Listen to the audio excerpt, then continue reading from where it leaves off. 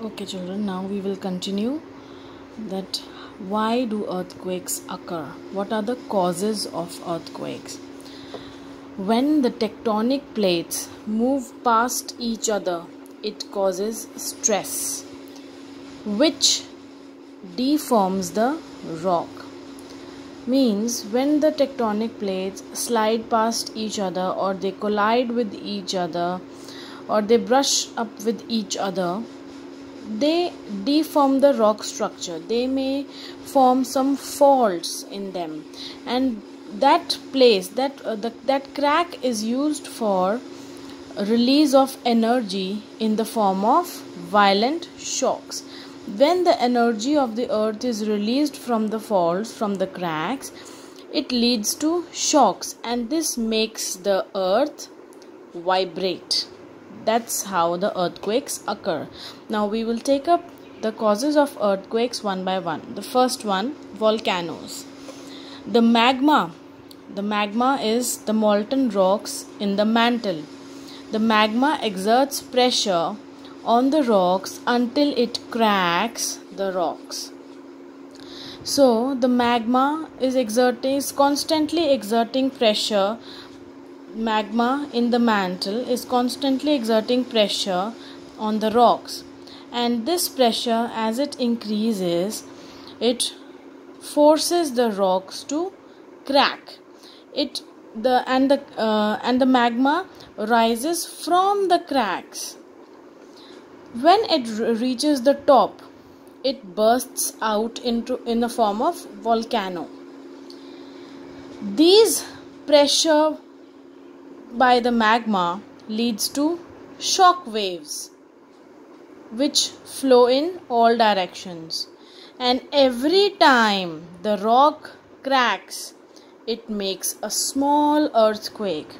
That means every time the magma pressurizes the rocks upwards, it cracks, and whenever the rocks crack, it creates earthquake shocks. Next point is plate tectonics. When the crustal plates move past each other or collide with each other, their edges produce faults. Now, the first type of plate tectonic movements we can see here, which is the colliding of the plates with each other, and it is also called convergent plate tectonics. Okay, now see this, we can see the lithosphere. This is the ocean, the land under the ocean, and these are the continental crusts, that mountains, and the land, the lithosphere. Okay, this is the asthenosphere. As we have already read, the liquid part in the mantle is called the asthenosphere. So this asthenosphere is again creating pressure, is again forcing the rocks to move apart. So some layer of lithosphere collides with the other layer, and this layer, the other layer, forces the lithosphere, the other rock layer, to go under it. When the two layers of rocks collide with each other, one layer subsides, one layer goes under it. This is called convergent plate tectonic. Next we have divergent plate tectonics, which is also called the pulling of the plates in the opposite directions. Again we have here asthenosphere. We have crustal plates here, and the crustal plates pull against each other. They are pulling in different directions, and this leads to crack. This leads to a crack in between the lithospheric layers, or in the crustal layers. This is called divergent plate tectonics. Next we have the transform. That means the plates are sliding past each other. This is again asthenosphere.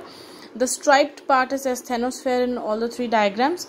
and these plates are sliding past each other. The one is going in the right direction, the other is going in the left direction, and this leads to the edges of the plates being cracked.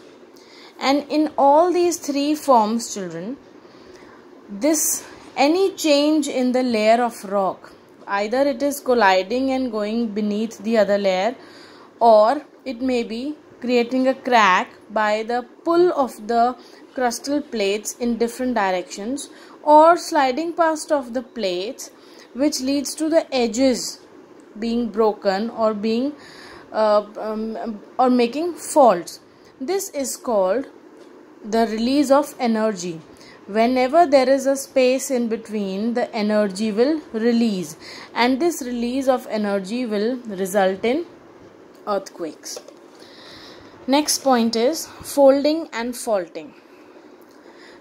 This creates abnormal tension inside the earth's crust, which leads to unequal leveling of mantle and hence forms pressure on earth. We have already read about the formation of fold mountains and the block mountains. So folding is the fold mountains and faulting is the block mountains. So here we'll see how block mountains are formed. These are the layers of rock. Again, here they are pulling against each other. They are pulling towards different directions. These are the tension forces, or we can say like we extend a rubber band. That ways, if the rubber band is extended if it is extended more than its capacity, it will crack or it will break. So this is what happens here. The rocks have a crack in between, and thus some part of the rock subsides down and the other part may rise up. So this forms block mountains. This is the faulting. Next point we have for the fold mountains. See, again here we have the layers of rocks, and there is a push towards the inside of the rocks, and this leads to some wrinkles, or we may say some folds.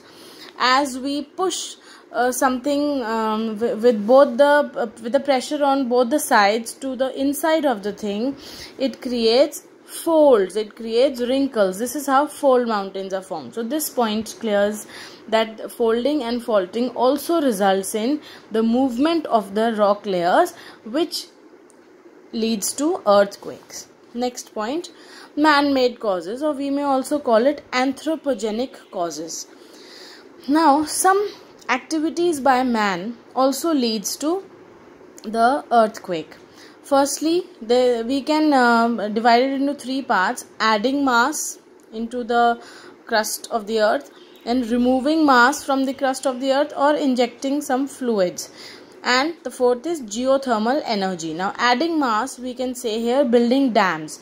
When dams and reservoirs are built on the lithosphere, it creates pressure. It exerts pressure on the layers of rocks. So they may move from there, they may displace.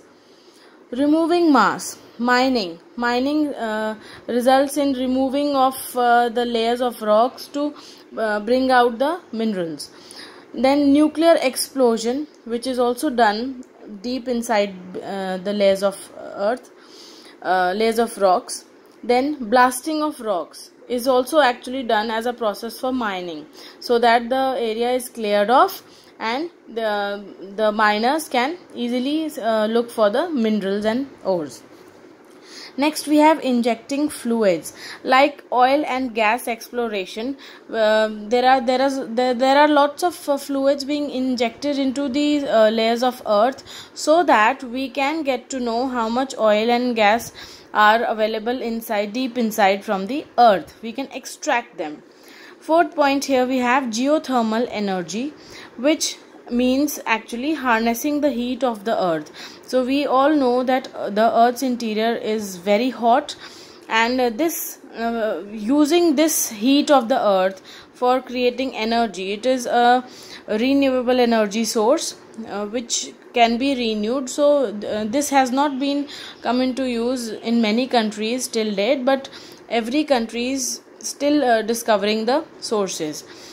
If it is done near the fault zones, it creates earthquakes. So children, we have 4 points here, 4 causes of the earthquakes. The first is the volcanoes, second is the plate tectonics here, which we did the 3 types: convergent, divergent and transform. Then we have folding and faulting, in which we had the fold mountains and the block mountains. And the last we have man-made causes, which are also called anthropogenic causes. We can divide it into 4 parts: adding mass, removing mass, injecting fluids and geothermal energy. Thank you.